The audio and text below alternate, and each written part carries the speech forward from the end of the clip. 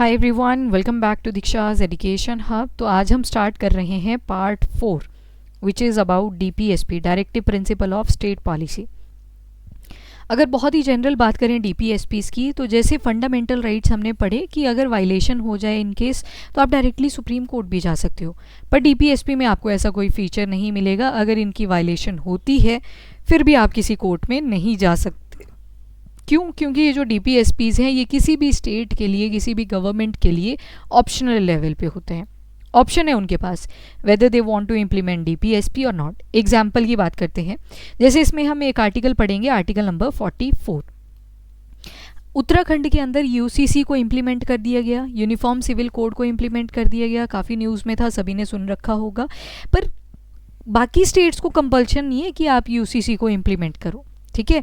तो उसके लिए लॉ पास करना पड़ता है अगर आपको डीपीएसपी अपनी स्टेट के अंदर इम्प्लीमेंट करने हैं। बट कंपलसरी नहीं होता हर स्टेट के लिए कि अगर उत्तराखंड ने यूसीसी को इम्प्लीमेंट करा है तो बाकी के स्टेट्स भी इम्प्लीमेंट करें। दूसरी बात, अगर आपका कोई भी डीपीएसपी वायलेट करता है तो ये नॉन जस्टिसिएबल हैं। कोर्ट आपको भेज देगा वापस कि अगर ये आपका वायलेशन हुआ है तो वापस जाइए, because these are non justiciable. और एनफोर्स के केस में अगर देखोगे एनफोर्समेंट तो स्टेट की चॉइस रहेगी, जैसे कि मैंने आर्टिकल 44 के बारे में आपको बताया। अब डीपीएसपी के जो टोटल आर्टिकल्स रहेंगे that is from article number 36 to article number 51। यहाँ तक हम सारे डीपीएसपीज ही पढ़ेंगे। जो डीपीएसपी है ये एक तरह से कलेक्शन है वेरियस प्रिंसिपल, सिद्धांत की, गाइडलाइंस की, कि कैसे कोई भी गवर्नमेंट अपने लॉज को बना सकती है। इसमें मतलब एक तरह से गाइड बुक है ये अज्यूम कर सकते हो आप। और ये जो आइडिया है डीपीएसपी का, ये हमने बोरो किया है फ्रॉम आयरिश कॉन्स्टिट्यूशन। हमने तो आयरलैंड के कॉन्स्टिट्यूशन से पिक किया था, पर आयरलैंड ने स्पेन के कॉन्स्टिट्यूशन से पिक किया था। पर अगर आपसे क्वेश्चन पूछा जाएगा पार्ट 4 के रिस्पेक्ट में कि डीपीएसपी कौन सी कंट्री से पिक करे हैं, तो आपको ऑप्शन में आयरिश कॉन्स्टिट्यूशन ही देखने को मिलेगा। तो आप ध्यान रखोगे आयरिश कॉन्स्टिट्यूशन, उन्होंने स्पेन से पिक किया था, तो वैसे था ये।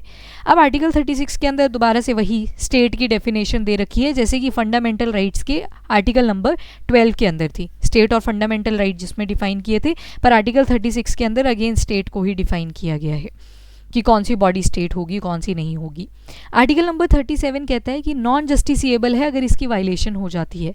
अगर आपकी स्टेट, आपकी गवर्नमेंट इसको फॉलो नहीं भी कर रही है, इसके ऊपर कोई लॉ नहीं भी बना रही है, तो इस केस में आप कोई भी केस फाइलिंग कोर्ट में जाके नहीं कर सकते, यानी कि ये नॉन जस्टिसिएबल है। अगर वायलेशन हो भी जाती है तो आप कोर्ट कचहरी नहीं जा सकते। ये कहाँ पे मेंशन है? ये आर्टिकल नंबर 37 के अंदर है। फिर आता है आर्टिकल 38। आर्टिकल 38 में बोला जाता है, गाइडलाइन प्रोवाइड करी जाती है कि जो स्टेट हैं उनको सोशल ऑर्डर अपना सिक्योर करना पड़ेगा। मतलब जो 1947 में हमने प्रण लिया था वेलफेयर ऑफ सोसाइटी, वो कहाँ पे ऐड कर दिया? तो welfare of society added in article number 38। Article 38 में वेलफेयर ऑफ पीपल को प्रमोट किया जाता है। पर अगर स्टेट इसको अगेन फॉलो नहीं कर रही है तो उस केस में कोई वायलेशन नहीं है, बिकॉज अगर डेवलपमेंट करनी है तो कई बार वहाँ पे वेलफेयर इम्पैक्ट हो जाता है। तो आर्टिकल 38 में वेलफेयर ऑफ पीपल की बात करी हमने। फिर आती है article number 38A। Article 38A इसको ऐड करा था 44th कॉन्स्टिट्यूशनल अमेंडमेंट एक्ट के तहत, ठीक है। इसमें बोला गया है कि जो इनइक्वालिटीज़ हैं, वो इनइक्वालिटी कैसी हो सकती है? Wealth inequality. तो 2024 में जब आपने सुना था कि जो इकॉनमी का प्राइज़ गया है, नोबेल प्राइज़ गया है, that is the topic was wealth inequality. उनका टॉपिक भी क्या था? Wealth inequality. ये सिर्फ इंडिया की बात नहीं है कि सिर्फ 10% लोगों के पास इंडिया का 90% पैसा होता है, ये बहुत सारी कंट्रीज़ की बात होती है। तो आर्टिकल 38A के अंदर क्या बोला गया, जिसे ऐड करा गया था 44th कॉन्स्टिट्यूशनल अमेंडमेंट के तहत, कि जो इनइक्वालिटीज़ हैं उनको रिड्यूस करो, इनकम का इक्वल डिस्ट्रीब्यूशन होना चाहिए लोगों के बीच में, और जो स्टेटस है वो ना तो हाई स्टेटस हो ना तो लो स्टेटस हो, सबका इक्वल हो। तो ये मेंशन करा गया आर्टिकल नंबर 38A के अंदर। अभी पहले आर्टिकल 38 की अगर और बात कर लें कि वेलफेयर कैसे कर सकते हैं लोगों का, तो अल्कोहल को बैन किया जा सकता है ताकि उसकी कंजप्शन ना हो, बिकॉज इसकी एक्सेसिव कंजप्शन से सिरोसिस जैसी हार्मफुल डिजीज़ हो सकती हैं। सिरोसिस में क्या होता है, जो लीवर होता है इसके ऊपर बहुत ऐसी फाइब्रस अपीयरेंस आ जाती है, और आपने सुना होगा कि जो लीवर है इसके अंदर टेंडेंसी होती है रीजनरेशन की, पर अगर सिरोसिस हो जाए तो उस केस में रीजनरेशन नहीं हो पाती है और पर्सन की डेथ हो सकती है। इसके अलावा और कैसे वेलफेयर किया जा सकता है लोगों का, तो एजुकेशन प्रोवाइड करके, राशन प्रोवाइड करके, और जो स्पेशली एबल्ड हैं जिनको पहले डिसेबल कहा जाता था पर अब बोलते हैं कि उनमें भी कुछ एबिलिटी होती है, तो इसलिए उसी वजह से इनको स्पेशली एबल्ड लोग बोल दिया जाता है। बिकॉज जैसे आपने सुना होगा जो ब्लाइंड लोग होते हैं उनकी बाकी की सेंसेस बहुत ज़्यादा स्ट्रांग होती है, इसी वजह से स्पेशली एबल्ड उनको हम कह देते हैं। तो वो भी एक तरह से वेलफेयर ऑफ पीपल है। अगर इनके लिए हम कोई पॉलिसी बना रहे हैं, स्टेट कोई पॉलिसी बना रही है। देन आते हैं पार्क्स। आपने बहुत सारे घर बना दिए पर ग्रीनरी के लिए एक पार्क भी अलॉट कर दिया, तो वो किस में आता है, again that comes under article 38। Again compulsion नहीं है स्टेट को कि पार्क्स बनाने ही पड़ेंगे। तो कल को जैसे चंडीगढ़ की बात करें, कल को गमाडा चाहता है कि हमें पार्क्स नहीं अलॉट करने हैं किसी को, तो that is their choice, because ये तो आर्टिकल 38 है, तो कोई वायलेशन नहीं है इसमें। फिर आता है सैनिटेशन, सफाई रखनी है, that is again a part of welfare of the society. फिर उसके बाद आते हैं आर्टिकल नंबर 39 पे। आर्टिकल 39 में बताया गया है कि कुछ प्रिंसिपल्स होते हैं, कुछ पॉलिसीज़ होती हैं जो किसी भी स्टेट को फॉलो करनी चाहिए। मस्ट नहीं लिखा है, बस करनी चाहिए, गाइडलाइन है। जैसे सैलरी के बात करते हैं, पहले क्या होता था जब आईटी सेक्टर के अंदर ज़्यादा मेल्स ही हुआ करते थे, विद द टाइम गर्ल्स भी आने लगी, बीटेक की डिग्री गर्ल्स भी अटेन करने लगी, और पर वहाँ पे क्या हुआ, वो तो इक्वालिटी आ गई कि लड़कियों को भी अलाउ कर दिया है, पर सैलरी में दिक्कत आने लगी, वेजेस के अंदर दिक्कत आने लगी, उनको सैलरी कम दी जाती थी। इस बात को बोल के कि लड़कों के ऊपर तो रिस्पॉन्सिबिलिटी होती है, लड़कियों के ऊपर नहीं होती फाइनेंशियल रिस्पॉन्सिबिलिटी।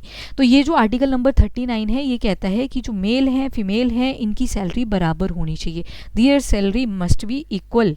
और आर्टिकल नंबर 39A क्या कहता है, equal justice and free legal aid provide होनी चाहिए।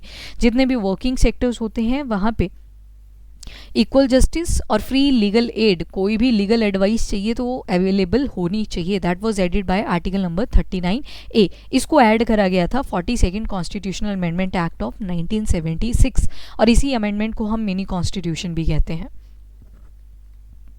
उसके बाद आता है आर्टिकल नंबर 40। आर्टिकल नंबर 40 को हमने इम्प्लीमेंट कर दिया है। आप सुनते हो अबाउट आर्टिकल नंबर 243, ए से लेके आगे ओ तक ये प्रोसीड करते हैं, जिसमें पंचायत का प्रोविजन भी आता है।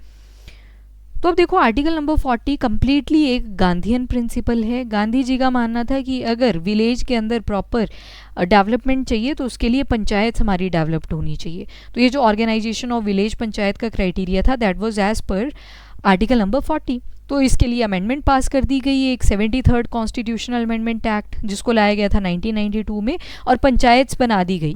ठीक है, पंचायत की बात करें तो ये अनुसूचियों में भी आती हैं। टोटल अनुसूचियां जब कॉन्स्टिट्यूशन बना था तो 8 थी। टीयर्स ऑफ ओल्ड पीएम, इससे याद करते हैं इसको, टीयर्स ऑफ ओल्ड पीएम। तो ये 8 नंबर तक तो पहले के ही थे। ठीक है, ऑफिशियल लैंग्वेज तक, शेड्यूल 8 आता है ऑफिशियल लैंग्वेज, पर land reforms, anti defection, panchayat, municipalities, इनको बाद में ऐड करा गया था। अभी के टाइम पे आप अगर देखते हो तो टोटल अनुसूचियाँ या फिर शेड्यूल हमें मिलते हैं 12। तो उसमें से जो शेड्यूल नंबर 11 है उसके अंदर पंचायत का प्रोविज़न है। और अगर कॉन्स्टिट्यूशनल राइट की बात करें तो ये आता है अंडर आर्टिकल नंबर 243। तो 243 का ए वाला पार्ट जो है उसमें पंचायत का मेंशन कर दिया गया। तो अब जो है ये एक कॉन्स्टिट्यूशनल राइट बन चुका है। ठीक है, कॉन्स्टिट्यूशनल, अगेन मैंने फंडामेंटल राइट नहीं बोला, कॉन्स्टिट्यूशनल राइट है। उसके बाद आते हैं आर्टिकल नंबर 41 पे। तो इसमें मेंशन करा गया है right to work, education, public assistance होनी चाहिए सर्टेन केसेस के अंदर। वर्क, एजुकेशन, पब्लिक असिस्टेंस, तो ये अलाउ होनी चाहिए as per article number 41। Article number 42, provision for just and humane condition at work. मान लो कोई ऐसी फैक्ट्री है जहाँ पे हैवी मेटल्स बहुत ज़्यादा एमिट कर रही हैं, तो वहाँ पे लोगों को सिक्योरिटी के पर्पस से मास्क वगैरह प्रॉपर अलॉट होने चाहिए जिसके अंदर वो हैवी मेटल उनकी सांस में ना जाए। ठीक है, तो आर्टिकल 42 कहता है जस्ट और ह्यूमेन कंडीशन, मानवता को आप नहीं भूलेंगे और पूरी कंडीशंस प्रोवाइड करेंगे वर्किंग सेक्टर के अंदर। वैसे ही मैटरनिटी रिलीफ, अब देखो अब फीमेल्स भी एडमिनिस्ट्रेशन लेवल पे बैठती हैं। ठीक है, पॉलिटिक्स में भी हैं, एडमिनिस्ट्रेशन में भी हैं, ऑफिसर लेवल पे भी हैं, सारे लेवल्स पे आपको आज के टाइम पे फीमेल्स मिल जाती हैं। पर अब इस बहाने से उनको बाहर नहीं निकाला जा सकता ना, just because of their pregnancy period. तो उसमें प्रेगनेंसी के पीरियड में उनको मैटरनिटी रिलीफ दे दिया जाता है। पूरी प्रेगनेंसी पीरियड में नहीं दिया जाता, लास्ट के मंथ जो डिलीवरी के पास में होते हैं, और उसके बाद लगभग स्टेट टू स्टेट वेरी करता है। वैसे 3 मंथ्स का प्रोविज़न रहता है कि इतनी छुट्टी आपको मिलेगी ही जो बच्चा होता है उसकी टेक केयर के लिए। केरला में भी ये चीज़ अलाउड है। इवन केरला में तो देखो जो मेंस्ट्रुअल साइकिल होती है उसके लिए भी 2 दिन की छुट्टी दी जाती है फीमेल्स को। तो अब ये सारे स्टेट्स ने तो अलाउ नहीं किया, इम्प्लीमेंट तो नहीं किया, तो आर्टिकल 42 में जो मेंस्ट्रुअल साइकिल वाली लीव है केरला के अंदर तो इम्प्लीमेंट है, पर बाकी स्टेट्स में नहीं मिलेगी आपको। तो अगेन डीपीएसपी का आपको पता चल रहा है कि वायलेशन पे आप कोर्ट नहीं जा सकते, और स्टेट्स की भी अपनी चॉइस है। फिर आते हैं आर्टिकल 43 में, जिसमें बोला गया है right to secure living wages secure करना, और डिसेंट स्टैंडर्ड ऑफ लाइफ सभी को मिलना चाहिए, सोशल एंड कल्चरल अपॉर्चुनिटी सभी को अलाउ करनी चाहिए। तो आर्टिकल 43 जितने भी वर्कर्स होते हैं उनके रिस्पेक्ट में बनाया कि लिविंग वेजेस भी होने चाहिए, स्टैंडर्ड ऑफ लाइफ भी उनका इम्प्रूव होना चाहिए, सोशल कल्चरल एंड अपॉर्चुनिटीज़ जितनी भी अपॉर्चुनिटीज़ होती हैं with respect to these things वो वर्कर्स को अलाउ होनी चाहिए। अब एक अमेंडमेंट कर दी गई 43 के अंदर, that is 42nd constitutional amendment act, जिसको मिनी कॉन्स्टिट्यूशन भी बोला जाता है। अब इसमें बोल दिया कि जितने भी वर्कर्स होंगे वो इंडस्ट्रीज़ की मैनेजमेंट में भी पार्टिसिपेट करेंगे। कोई भी मैनेजमेंट रिलेटेड वर्क है वहाँ पर वर्कर्स को भी अलाउ किया जाएगा। अगेन डीपीएसपी है तो वायलेशन कोर्ट नहीं जाएंगे, और अगर स्टेट है तो उसकी चॉइस रहेगी, पर अमेंडमेंट के तहत ये चीज़ें बोल दी गई। अब आते हैं आर्टिकल 44 पे।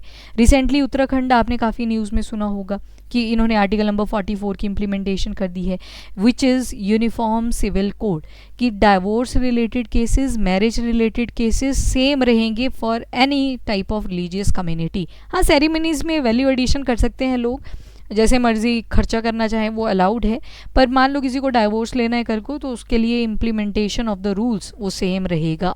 तो ये इम्प्लीमेंट किया गया है यूनिफॉर्म सिविल कोड उत्तराखंड के स्टेट में। इसके अलावा यहाँ पे जो सबसे बड़ी पहल करी गई है वो है जो आप आजकल सुनते हो लिव इन रिलेशनशिप्स के बारे में, उसके ऊपर बहुत ज़्यादा इम्प्लीमेंटेशन करी गई है, फोकस किया गया है। तो ये यूसीसी किस में आता है, आर्टिकल नंबर 44। पर अब वहीं पे बाकी स्टेट्स में तो नहीं दिखेगा आपको यूसीसी। गोवा में है, पर गोवा में लिबरेशन ही कब हुई थी जाके, 1961, उससे पहले पोर्टुगल्स थे, तो वहाँ पे तो पहले से ही चल रही है। वहाँ पे सेम रूल्स एंड रेगुलेशन होती हैं, डजेंट मैटर आप किस कम्युनिटी से बिलोंग कर रहे हो। अब आते हैं आर्टिकल 45 पे। आर्टिकल 45 कहता है कि provision for early childhood care and free and compulsory education for children. अब देखो यहाँ पे फ्री एंड कंपल्सरी एजुकेशन तो बोल दी, फ्री एंड कंपल्सरी एजुकेशन बोल दी कि बच्चे को प्रोवाइड करनी ही पड़ेगी जब तक उसकी उम्र है 6 से लेके 14 साल की, तो उसमें free and compulsory education provide करनी ही पड़ेगी। और जो बच्चे ऐसे हैं जिनकी 6 साल से नीचे की उम्र है, जो पैदा हुए हैं और 6 साल तक की जिनकी उम्र है, उनको प्रॉपर हेल्थ प्रोवाइड किया जाए। अब ये जो एजुकेशन वाला पैरामीटर था ये काफ़ी इंपॉर्टेंट था, इसी की वजह से 86 कॉन्स्टिट्यूशनल अमेंडमेंट एक्ट होती है 2002 के अंदर, और इसको बना दिया गया था फंडामेंटल राइट। आर्टिकल 21A याद कीजिए, जिसमें हमने पढ़ा राइट टू एजुकेशन, ठीक है। और इसके अलावा एजेंडा 2030 आपने सुना होगा, SDG 3 भी क्या कहता है, गुड हेल्थ एंड वेलबिंग, तो ये इंश्योर करता है हमारा आर्टिकल नंबर 45। और SDG 4 कहता है क्वालिटी एजुकेशन, और वो चीज़ भी यहाँ पे फुलफिल हो रही है, बिकॉज 6 से लेकर 14 साल तक के बच्चों को कंपलसरी बोल दिया कि एजुकेशन देनी ही पड़ेगी। और आर्टिकल 21 ने अब फंडामेंटल राइट बना दिया एजुकेशन वाला राइट। पहले ये सिर्फ आर्टिकल 45 के अंदर था, पर अब 86 कॉन्स्टिट्यूशनल अमेंडमेंट एक्ट जब 2002 के अंदर करी गई तो इसको राइट टू एजुकेशन को फंडामेंटल राइट बना दिया। अब आते हैं आर्टिकल 46 में। इसमें बोला कि जितने भी एजुकेशनल और इकोनॉमिक इंटरेस्ट हैं, स्पेशली SC ST और जितने भी वीकर सेक्शंस हैं, 1947 से पहले जिनके साथ बहुत ज़्यादा एट्रॉसिटी हुई थी, उनको रिजर्वेशन प्रोवाइड कर दी है। ये हमने पढ़ लिया आर्टिकल नंबर 15, 16। आप ये नहीं बोल सकते कल को कि हमारा फंडामेंटल राइट वायलेट हो रहा है, क्योंकि वहाँ पे हमने पॉजिटिव डिस्क्रिमिनेशन पढ़ी। तो यहाँ पे बोला कि जो एजुकेशनल और इकोनॉमिक इंटरेस्ट हैं SC STs या फिर और वीकर सेक्शंस के, वो प्रमोट होने चाहिए। ऑलरेडी बहुत हो रहे हैं तो और प्रमोट होने चाहिए एज पर DPSPs। फिर आते हैं आर्टिकल नंबर 47 पे। स्टेट की ड्यूटी है कि वो अवेयरनेस रेज करे with respect to nutrition. For example कोई महिला अगर प्रेग्नेंट है तो उसको पता होना चाहिए कि कौन से इंजेक्शन लगेंगे, कौन से सप्लीमेंट्स लेने ज़रूरी हैं, तो that is as per the article number 47। Standard of living होना चाहिए लोगों का, और पब्लिक हेल्थ इंप्रूव हो, तो that is as per article number 47। और 48 में फोकस किया गया है एग्रीकल्चर और एनिमल हस्बेंड्री। मतलब जितने भी आपके मिल्चिंग एनिमल्स होते हैं, मिल्चिंग एनिमल्स मतलब जिनसे आप मिल्क एक्सट्रैक्ट कर सकते हो, दैट इज़ मिल्चिंग एनिमल, उनको प्रोटेक्ट करो। एग्रीकल्चर पे फोकस किया गया, एनिमल हस्बेंड्री पे फोकस किया गया। एक अमेंडमेंट ऐड कर दी गई, that is article 48A add कर दिया गया as per amendment 42nd constitutional amendment act of 1976। अब एग्रीकल्चर और एनिमल हस्बेंड्री तो पहले से ही थे, इसमें ऐड कर दिया कि एनवायरमेंट को भी इम्प्रूव करना है। अगर आप चाहते हो आपका आर्टिकल 21 जो कि फंडामेंटल राइट है वो बना रहे, राइट टू लाइफ आपका बना रहे, तो एनवायरनमेंट को भी प्रोटेक्ट और इम्प्रूव करना पड़ेगा, फॉरेस्ट को प्रोटेक्ट एंड इम्प्रूव करना पड़ेगा, वाइल्ड लाइफ को प्रोटेक्ट एंड इम्प्रूव करना पड़ेगा। वैसे आता है आर्टिकल 49, इसमें बोला गया है कि जितने भी मॉन्यूमेंट्स हैं, अगर ताजमहल की बात करें तो एक one of the very renowned monument, बाहर से भी लोग उसको देखने के लिए आते हैं, तो उसकी प्रोटेक्शन करनी है। बहुत सारे टूरिस्ट प्लेसेस होते हैं, उनकी प्रोटेक्शन करनी है। कल को मान लो शिमला को हम इतना ज़्यादा डिटोरेट कर देते हैं कि टूरिस्ट वहाँ पे आए ही नहीं, तो वहाँ की तो इकॉनमी ही रुक जाएगी। तो वो जो जितने भी टूरिस्ट प्लेसेस हैं, इंपॉर्टेंट प्लेसेस हैं, उनकी प्रोटेक्शन करनी है। जितने भी मतलब नेशनल इंपॉर्टेंस के इंपॉर्टेंट मॉन्यूमेंट और प्लेसेस, ऑब्जेक्ट्स हैं, उनको हमें प्रोटेक्ट करना है। फिर आता है आर्टिकल नंबर 50, जिसमें बोला गया है कि जुडिशरी और एग्जीक्यूटिव को सेपरेट रखें। खैर इसको हम इंश्योर भी करते हैं, जुडिशरी एग्जीक्यूटिव के काम में इंटरफेरेंस नहीं करती, पर जब लेजिस्लेटिव लॉज बनाती है तो वहाँ पे जुडिशियल रिव्यू होता है कि फंडामेंटल राइट वायलेट नहीं होनी चाहिए। तो आर्टिकल 50 कहता है सेपरेशन रहनी चाहिए जुडिशरी और एग्जीक्यूटिव के बीच में। आर्टिकल 51 प्रमोशन करता है इंटरनेशनल पीस, जो फॉरेन कंट्रीज़ हैं उनके साथ भी आप पीस को एस्टेब्लिश करोगे, और सिक्योरिटी पे फोकस करता है, जो हम आर्मी वगैरह के बारे में पढ़ते हैं, तो that comes under article number 51। अब एक आर्टिकल 43B भी था, उसको भी आप ध्यान रखना। 43 के ही अंडर एक और अमेंडमेंट करी गई थी, that was 97th constitutional amendment act 2011 के अंदर कही थी, और इसमें बोला कि जो स्टेट्स हैं they have to promote voluntary formation, autonomous function, democratic control, professional management. तो यहाँ पे स्टेट को प्रमोट करना है कि वो कोई भी वॉलंटरी स्टार्टअप्स वगैरह शुरू कर सकते हैं, ऑटोनमस फंक्शनैलिटी शुरू कर सकते हैं, डेमोक्रेटिक जो डेमोक्रेसी है इंडिया की, that is to the people, for the people and by the people, वो यहाँ पे इम्पैक्ट ना हो, तो वो सारी चीज़ों को प्रमोट किया जाता है 43B के तहत, जिसे ऐड करा गया था 97th constitutional amendment act of 2011। Overall यहाँ पे बात हुई कोऑपरेटिव सोसाइटीज़ की, तो जो क्वेश्चन आता है वो डायरेक्टली कोऑपरेटिव सोसाइटीज़ पे ही आ जाता है कई बार, कि ये जो कोऑपरेटिव सोसाइटीज़ का प्रोविजन था ये कौन सी अमेंडमेंट के तहत हुआ था, तो 97th, और कौन सा आर्टिकल ऐड हुआ था, तो आर्टिकल नंबर 43B। वैसे ही 39 के अंदर भी एक बाद में क्लॉज F ऐड हुआ था, जिसमें हेल्थ डेवलपमेंट चिल्ड्रन से रिलेटेड उसके लिए अपॉर्चुनिटीज़ प्रोवाइड करी गई थी। तो DPSP में ओवरऑल हम देखते हैं कुछ सोशलिस्ट प्रिंसिपल हैं, कुछ गांधीयन प्रिंसिपल हैं और कुछ लिबरल हैं। तो सोशलिस्ट जो वेलफेयर को प्रमोट कर रहे थे, जैसे कि आर्टिकल 38, 39, 39A, 41, 42, 43, 43A एंड 47। वैसे गांधीयन प्रिंसिपल पंचायत वाला था 43 था, 43B था, अभी पढ़ा हमने कोऑपरेटिव सोसाइटी भी तो एक गांधीयन प्रिंसिपल ही था, और 46 देखा, 47, 48। वैसे ही लिबरल प्रिंसिपल भी थे, 48 वही वाला जो एनिमल हस्बेंड्री एंड एग्रीकल्चर हमने देखा। देन आता है आर्टिकल 44, 45, 48, 48A, 49, 50, 51, ये सारे uniform civil code and all, ये सारे लिबरल प्रिंसिपल्स हैं। डिफरेंस क्या देखा फंडामेंटल राइट और DPSP में, तो जहाँ पे फंडामेंटल राइट जस्टिसिएबल थे वहीं पे DPSP जस्टिसिएबल नहीं है। फंडामेंटल राइट्स में स्टेट एक्शन लिमिटेशन भी प्रोवाइड कर रहा था, जैसे CBI थी, CID, रॉ जैसी कुछ इंपॉर्टेंट एजेंसी जिनके या तो स्नैच कर लिए जाते हैं या फिर पुलिस की अगर बात करें तो लिमिटेड कर दिए जाते हैं। DPSP में कुछ ऐसा प्रोसीजर नहीं मिला, बिकॉज ये तो एक गाइडलाइन है, इंस्ट्रक्शंस हैं इसमें। और जो आपके फंडामेंटल राइट्स हैं यहाँ पे लेजिस्लेटिव अप्रूवल नहीं चाहिए होता है एग्जीक्यूशन में, अनटिल और अनलेस आर्टिकल 13 वायलेट नहीं हो रहा है। पर यहाँ पे इम्प्लीमेंटेशन के लिए आपको लॉ पास करवाना पड़ता है, अमेंडमेंट पास करवानी पड़ती है, तभी जाके ये इम्प्लीमेंट होता है। फंडामेंटल राइट्स काफ़ी स्पेसिफिक है नेचर में, पर जो DPSP हैं यहाँ पे आपने देखा होगा कि कुछ कॉमन से वर्ड्स थे जो बार बार रिपीट हो रहे थे, तो ये वाइडर हैं अगर फंडामेंटल राइट्स के साथ कंपेयर करें।